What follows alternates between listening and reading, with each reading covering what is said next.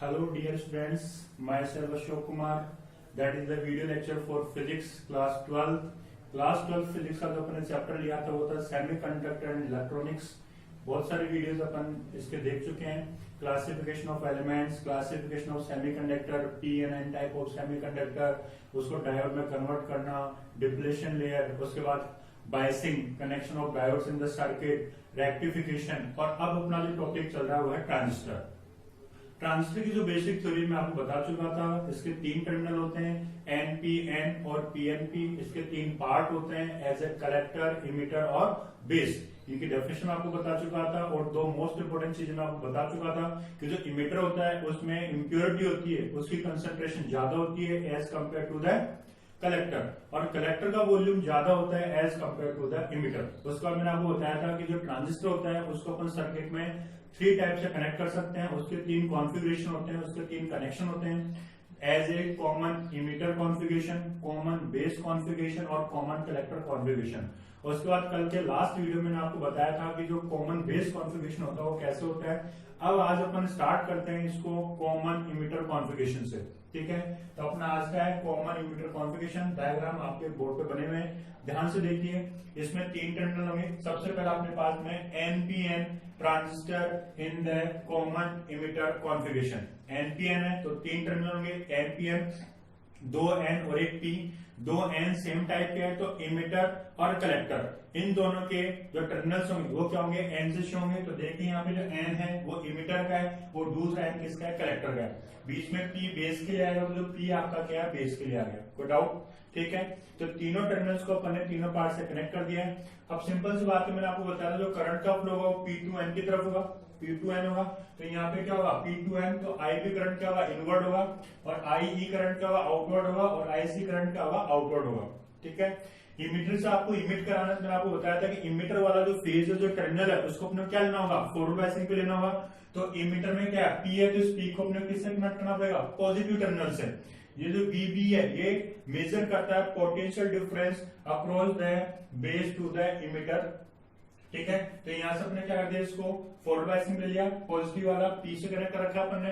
ठीक है, इसको रिवर्स में कनेक्ट करना है, तो जो N था इस N को अपने किससे कनेक्ट कर दिया, पॉजिटिव से कनेक्ट कर दिया। और अपने को कॉमन इमिटर लेना है, तो इमिटर को क्या करना पड़ेगा, अर्थिंग करनी पड़ेगी। तो इस इमिटर वाले पोर्शन को अपने क्या कर दिया, अर्थिंग कर लिया। ठीक है, तो ये वाली जो होती है वो इनपुट कैरेक्टरिस्टिक्स होती है, ये वाली होती है आपके आउटपुट कैरेक्टरिस्टिक्स। अपन इसको डीपली पढ़ेंगे जब अपन इसको जो अपना कॉमन इमिटर कॉन्फ़िगरेशन उसको अपन डीपली पढ़ेंगे तो इसको देखेंगे। ठीक है, तो यहाँ पे ध्यान देने वाली बात कौन सी है, कि जो आपका BE वाला कॉन्फ़िगरेशन है ये क्या होता है, फॉरवर्ड बायसिंग पे होता है, और C वाला कॉन्फ़िगरेशन होता है वो रिवर्स बायसिंग पे होता है। ठीक है, इसी तरीके से अगर अपन PNP लेते हैं, ये किसका था, NPN ट्रांजिस्टर। अगर अपन PNP लेते हैं तो PNP, there are two types of P semiconductor. तो P वाले क्या होंगे, इमिटर और कलेक्टर होंगे। तो देखिए यहाँ पे जो P है वो कलेक्टर है और दूसरा P क्या आपका इमिटर है। बच गया क्या, N। तो N क्या होगा आपका बेस, तो बेस क्या होगा आपका N।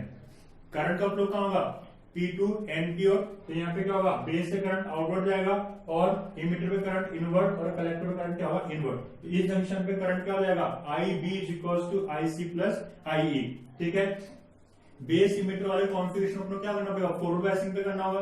तो इस केस में क्या होगा, ये नेगेटिव था, N है, इस N को क्या करना पड़ेगा, नेगेटिव टर्मिनल से कनेक्ट करना होगा। तो N को अपन ने कहां कनेक्ट कर दिया, नेगेटिव से। ठीक है, इसको रिवर्स बायसिंग पे लेना है, तो ये कौन सा आपका P टर्मिनल, P को किससे कनेक्ट करना होगा, नेगेटिव से, जिसको अपन नेगेटिव से कनेक्ट कर लिया। तो इस तरीके से क्या था, ये आपका कॉन्फ़िगरेशन था, कौन सा, कॉमन इमिटर कॉन्फ़िगरेशन। ये डायग्राम है, आप लोग इसको उतार लीजिए क्योंकि अभी अपने काम में आएगा जब अपन कॉमन इमिटर कॉन्फ़िगरेशन को डीपली पढ़ेंगे।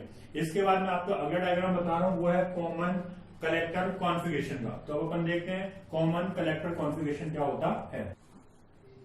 तो अब अपना लास्ट कॉन्फ़िगरेशन है वो है कॉमन कलेक्टर कॉन्फ़िगरेशन।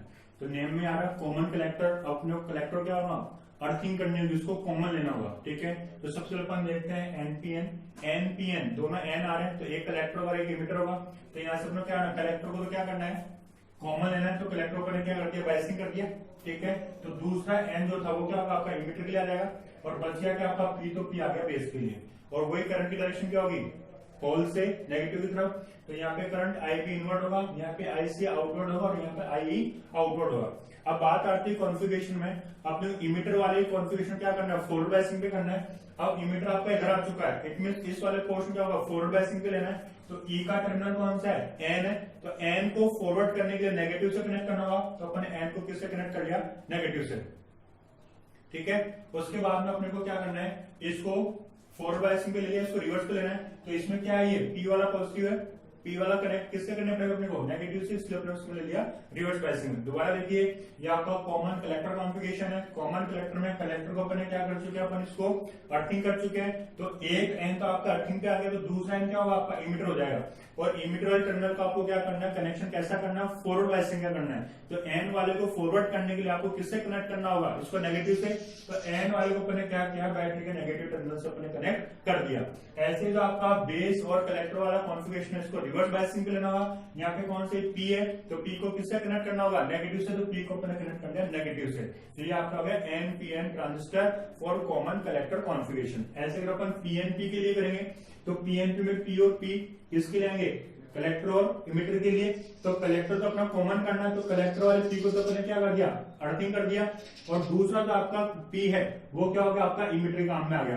बच गया कौन सा, एन। तो एन टर्मिनल किसको शो करेगा, B part of that transistor. ठीक है, इसमें करंट की डायरेक्शन क्या होगी, P2N। तो ये क्या होगा, IB current outward, IC current inward, और IE करंट भी क्या हो जाएगा, इनवर्ड हो जाएगा। अब अपन कहते हैं इसका कॉन्फ़िगरेशन।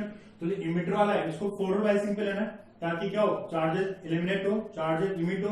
तो इमीटर वाले पार्ट का टर्मिनल क्या है, P मतलब होल्स पॉजिटिव। इट मीन इसको बैटरी का कनेक्शन कैसा करना पड़ेगा, पॉजिटिव के साथ। तो इस P वाले पार्ट को अपने किससे कनेक्ट कर दिया, पॉजिटिव के साथ। तो कौन सा गए, फॉरवर्ड बायसिंग। ऐसे इसका क्या करना, रिवर्स बायसिंग। ये कौन सा पार्ट है, एन है, तो ये कौन सा जाएगा, पॉजिटिव से, तो ये कौन सा जाएगा, रिवर्स बायसिंग। तो इट मीन ये तो हो गया आपका रिवर्स बायसिंग पे, ये हो गया आपका फॉरवर्ड बायसिंग पे। ये हो गया आपका रिवर्स बायसिंग पे, ये हो गया आपका फॉरवर्ड बायसिंग पे। ठीक है, तो ध्यान रखना है, रिवर्स बायसिंग में आपका करंट कैसा होता है, माइक्रो एम्पियर की फॉर्म में, और फॉरवर्ड बायसिंग में आपका करंट कैसा होता है, मिली एम्पियर की फॉर्म में होता है। अब जब अपन इसको सर्किट में कनेक्ट करेंगे, तो रिवर्स बायसिंग में माइक्रो एम्पियर का करंट आ रहा है, इट मीन अपने को इसमें क्या लगाना पड़ेगा, माइक्रो एम्पियर कनेक्ट करना होगा। उस करंट को मेजर करने के लिए क्या होगा, माइक्रो एम्पियर यहाँ पे कहीं कनेक्ट करना होगा। ठीक है, इसमें अपन क्या करेंगे, माइक्रो एम्पियर कनेक्ट करेंगे। लेकिन जब फॉरवर्ड बायसिंग है, तो वहां पे अपन क्या काम मिलेंगे, मिली एम्पियर सीरीज में कनेक्ट करेंगे, तो यहाँ पे कहीं मिली एम्पियर क्या होगा, आपका कनेक्शन में आ जाएगा। तो इस तरीके से क्या होता है, ये आपका कॉन्फ़िगरेशन है। अब अपन नेक्स्ट इसका देखते हैं कि कैरेक्टरिस्टिक्स क्या होती है। तो आज की वीडियो में अपन कॉमन इमीटर कॉन्फ़िगरेशन की कैरेक्टरिस्टिक्स देखेंगे। उसकी दो कैरेक्टरिस्टिक्स होती है, एक होती है इनपुट और एक होती है आउटपुट। तो अब अपना कॉमन इमीटर का अपन कॉन्फ़िगरेशन देखते हैं, इसको सर्किट में कैसे कनेक्ट करेंगे। तो ये आपका कॉमन इमीटर है। ठीक है, कॉमन इमीटर जो इमीटर था, इसको अपन ने क्या कर दिया, अर्थिंग कर दिया यहाँ पे। ठीक है, इसके तीन पार्ट हैं, बेस, इमीटर और कलेक्टर, और तीन टर्मिनल है, एन, पी और एन। इट मीन अपन ने एनपीएन ट्रांजिस्टर का कॉन्फ़िगरेशन देख रहे हैं अपन, ऐसे अपन पीएनपी का भी देख लेंगे। तो एनपीएन के तीन टर्मिनल कलेक्टर, बेस और इमीटर से कनेक्टेड है। तो अपने को बेस और इमीटर में, इमीटर को अपने अर्थिंग कर दिया, इमीटर वाले पोर्शन में क्या करना पड़ेगा, इसको फॉरवर्ड बायसिंग पे लेना होगा। और बेस और इमीटर के बीच में जो भी पोटेंशियल डिफरेंस है उसको अपन लिखते हैं VB, that is the voltmeter which is used to measure the potential difference between the base and emitter part of transistor. और ये क्या होगा, यहाँ से करंट को मेजर करेगा। तो ये जो P पार्ट है, इसको अपने क्या करना होगा, एक एक्स्ट्रा सर्किट के पॉजिटिव से कनेक्ट करना होगा। तो P वाला आपका क्या हो गया, पॉजिटिव से कनेक्ट हो गया, तो ये क्या होगा, आपका फॉरवर्ड बायसिंग हो गया। ऐसे ही क्या है, ये वाला आपका कलेक्टर और इमीटर वाला पोर्शन है, इसको अपने क्या करना होगा, रिवर्स बायसिंग पे करना होगा। तो कलेक्टर का कौन सा नेगेटिव पार्ट है, तो रिवर्स में इसको क्या होगा, पॉजिटिव से कनेक्ट करना होगा। तो नेगेटिव पार्ट किससे कनेक्ट हो जाएगा, आपका पॉजिटिव से कनेक्ट हो जाएगा। तो ये वाला आपका अरेंजमेंट आपका है फॉरवर्ड बायसिंग का, और ये वाला आपका है रिवर्स बायसिंग का। ठीक है, तो ये आपको डायग्राम बना लेना है। इसके बाद में जो इसकी कैरेक्टरिस्टिक्स होती हैं, दो टाइप की कैरेक्टरिस्टिक्स होती हैं। कॉमन इमीटर कॉन्फ़िगरेशन की टू टाइप्स कैरेक्टरिस्टिक्स होती हैं। पहली होती है इनपुट कैरेक्टरिस्टिक्स और दूसरी होती है आउटपुट कैरेक्टरिस्टिक्स। ठीक है, तो आपको इतना सा याद रखना है, इनपुट कैरेक्टरिस्टिक्स में अपन इनपुट करंट और इनपुट वोल्टेज को लेते हैं, और आउटपुट कैरेक्टरिस्टिक्स में अपन आउटपुट करंट और आउटपुट वोल्टेज को लेते हैं। तो सबसे पहले अपन देखते हैं इसकी इनपुट कैरेक्टरिस्टिक्स क्या होती है। ठीक है, तो इनपुट कैरेक्टरिस्टिक में अपन इनपुट करंट लेंगे। तो इनपुट करंट कौन सा है, इसका IB। ठीक है, बेस वाला करंट है, तो इसका इनपुट करंट क्या हो गया, इनपुट करंट वो आपका हो गया IB। तो IB is the input current और इसका इनपुट, ये आपका इनपुट वोल्टेज क्या है इसका, VB, that is input voltage. ठीक है, तो IB और VBE के लिए अपन जो भी कैरेक्टरिस्टिक्स देखेंगे, इसका जो कर्व देखेंगे वो क्या होगा, इनपुट कैरेक्टरिस्टिक्स में आएगा। लेकिन सबसे खास बात क्या है कि जब अपन इनपुट करंट और इनपुट वोल्टेज की कैरेक्टरिस्टिक्स को ड्रॉ करेंगे तो उस केस में अपने को जो आउटपुट वोल्टेज है, आउटपुट वोल्टेज क्या, VCE, इस VCE को कांस्टेंट लेना होगा। ठीक है, ये जो VCE है, इस VCE को कांस्टेंट अज्यूम करते हुए, इस VCE को कांस्टेंट अज्यूम करते हुए IB और VBE के बीच में क्या होगा, ग्राफ प्लॉट करना होगा। तो यहाँ पे मैंने ग्राफ बना रखा है। ठीक है, अपने को क्या करना है, y एक्सिस पे IB को लेना है माइक्रो एम्पियर में, और अपने को x एक्सिस पे लेना है VB। ये क्या आपका इनपुट वोल्टेज, ये क्या आपका इनपुट करंट, और VCE क्या आपको कांस्टेंट लेना है। तो इनिशियल स्टेट में जो ट्रांजिस्टर है उसके जो होल्स और इलेक्ट्रॉन्स हैं वो क्या होंगे, डिप्लेशन लेवल को क्रॉस नहीं कर पाएंगे। तो जैसे अपन थोड़ा बहुत पोटेंशियल डिफरेंस बढ़ाएंगे तब तक क्या होगा, इसमें करंट फ्लो नहीं होगा। ठीक है, लेकिन जैसे ही वो क्या करेंगे, कट ऑफ वोल्टेज के अकॉर्डिंग वोल्टेज उनके पास गेन कर लेंगे तो क्या होगा, उसमें करंट फ्लो होगा। तो सपोज दैट अपन ने पहले VCE को क्या किया, 0 वोल्टेज पे कांस्टेंट कर लिया। ठीक है, जो आपका ये आउटपुट वोल्टेज है इसको अपन ने कितना लिया, 0 वोल्टेज। तो 0 वोल्टेज लिया तो उसका ग्राफ क्या होगा, ये बनेगा। सपोज दैट अपने क्या किया, VCE को थोड़ा सा इंक्रीज किया और अपने इसको कितना ले लिया, 10 वोल्टेज ले लिया। 10 वोल्टेज लेंगे तो इसका जो स्लोप है वो थोड़ा सा क्या हो जाएगा, चेंज हो जाएगा। लेकिन ध्यान रखना, एक ट्रांजिस्टर के लिए जो उसकी कट ऑफ वोल्टेज है वो हमेशा क्या होती है, फिक्स होती है। कट ऑफ वोल्टेज क्या होती है, the minimum amount of voltage through which the electron और holes can move across the depletion layer, means वो डिप्लेशन लेयर को तोड़ दे, उस मिनिमम पोटेंशियल डिफरेंस को अपन क्या बोलते हैं, कट ऑफ वोल्टेज बोलते हैं। ये फॉरवर्ड बायसिंग में होता है। ठीक है, अगर सपोज दैट अपने क्या किया, आउटपुट जो आपका पोटेंशियल उसका आपने थोड़ा और बढ़ाया तो क्या होगा, इसका स्लोप थोड़ा सा और चेंज हो जाएगा। तो ये आपका क्या हो गया, इनपुट कैरेक्टरिस्टिक्स हो गया। तो यहां से कई बार क्वेश्चन पूछ लेते हैं, न्यूमेरिकल पूछ लेते हैं कि इनपुट डायनेमिक रेजिस्टेंस क्या होता है। तो यहां से अपन बता सकते हैं इनपुट डायनेमिक रेजिस्टेंस, इसका फॉर्मूला होता है input voltage upon input current at constant output voltage. ठीक है, इनपुट डायनेमिक रेजिस्टेंस का फॉर्मूला होता है input voltage upon input current at constant output voltage. तो यहां से अपने पास में इनपुट जो रेजिस्टेंस इनपुट डायनेमिक हो जाएगा RI, इनपुट जो dynamic resistance RI for common emitter वो अपने पास हो जाएगा। इनपुट वोल्टेज कितना है, VBE अपॉन इनपुट करंट कितना है, IB एट VCE कांस्टेंट। ठीक है, तो ये अपना आ गया। सबसे पहला था कॉमन इमीटर कॉन्फ़िगरेशन, इसकी कैरेक्टरिस्टिक्स अपन ने देखी। तो सबसे अपने इसको डायग्राम में कनेक्ट कर दिया। ये आपका कॉमन इमीटर है, इसको अपन इधर तो कर दिया फॉरवर्ड बायसिंग पे, इधर कर दिया रिवर्स बायसिंग पे। ठीक है, ये दोनों क्या करेंगे, करंट को मेजर करेंगे। ये एमीटर्स हैं, ये क्या है, पोटेंशियल डिफरेंस को मेजर करेंगे। इसके अंदर आपके पास में दो तरह की कैरेक्टरिस्टिक्स आती है, एक आती है इनपुट कैरेक्टरिस्टिक्स, दूसरी होती है आउटपुट कैरेक्टरिस्टिक्स। इनपुट कैरेक्टरिस्टिक्स में अपन क्या करेंगे, जो भी कर्व ड्रॉ करेंगे या जो भी अपन कैलकुलेशंस करेंगे वो इनपुट करंट और इनपुट वोल्टेज के साथ करेंगे। बी अवेयर फॉर दैट कि जो आपका आउटपुट वोल्टेज है उसको अपने क्या लेना है, कांस्टेंट लेना है।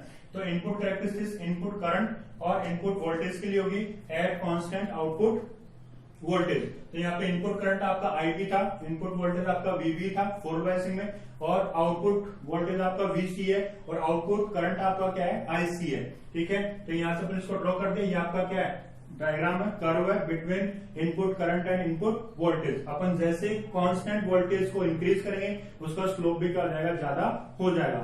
उसके बाद अपने एंड में पढ़ेंगे input dynamic resistance. Input dynamic resistance क्या होता है, IR जो आपका होता है वो input voltage upon input current होता है, but at the constant output voltage. अगर आपने आउटपुट वोल्टेज को चेंज किया है तो उसका डायनेमिक रेजिस्टेंस भी क्या होगा, चेंज हो जाएगा। तो यहां से अपन बोल सकते हैं RI, R stands for resistance, I for input. और कॉमन इमीटर के लिए तो क्या होगा, VBE upon IB at VCE constant. तो ये आपका हो गया इनपुट कैरेक्टरिस्टिक्स। अब अपन देखेंगे आउटपुट कैरेक्टरिस्टिक्स। तो अपन आउटपुट कैरेक्टरिस्टिक्स को भी देखते हैं।